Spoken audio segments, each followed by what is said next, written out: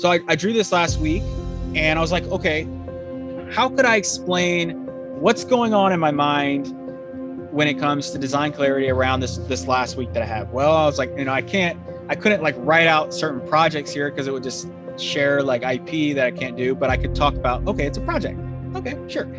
Project 1, Project 2, Project 3. We have these 3 major OKRs for Q1. And inside those OKRs, there's key objectives, right? You get those down from your CEO or your finance team, your business, like what do you need to move? What needles do you need to push, right? And then you have timelines associated to those things. Great, got it. That's the thing where I started. And then to me, it's like, okay, well, what does design clarity look like?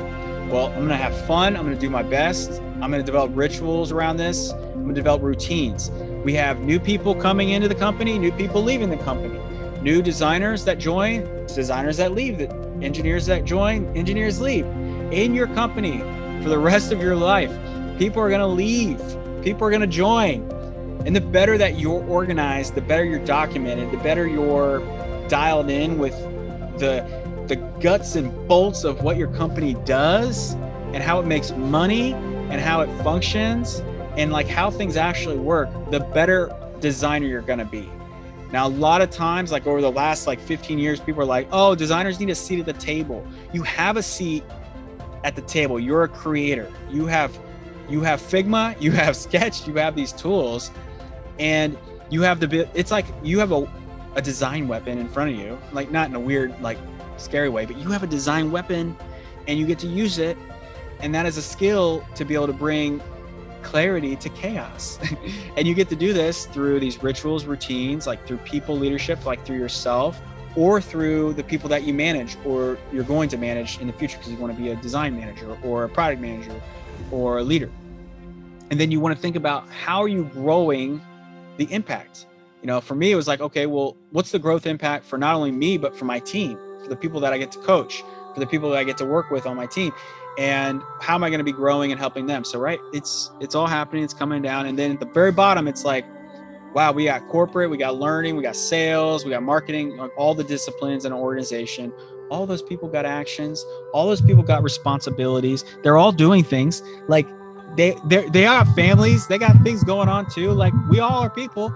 And when we're working together harmoniously, like we need to understand, okay, when are we presenting? When are we brainstorming? When are we having creative jams? When are we doing design jams? When are we researching? And how are we sharing out those learnings that we have in our company?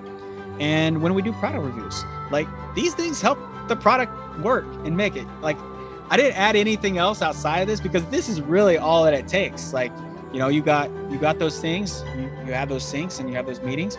All the other work that happens behind the scenes, it just happens. Like you just got to do it.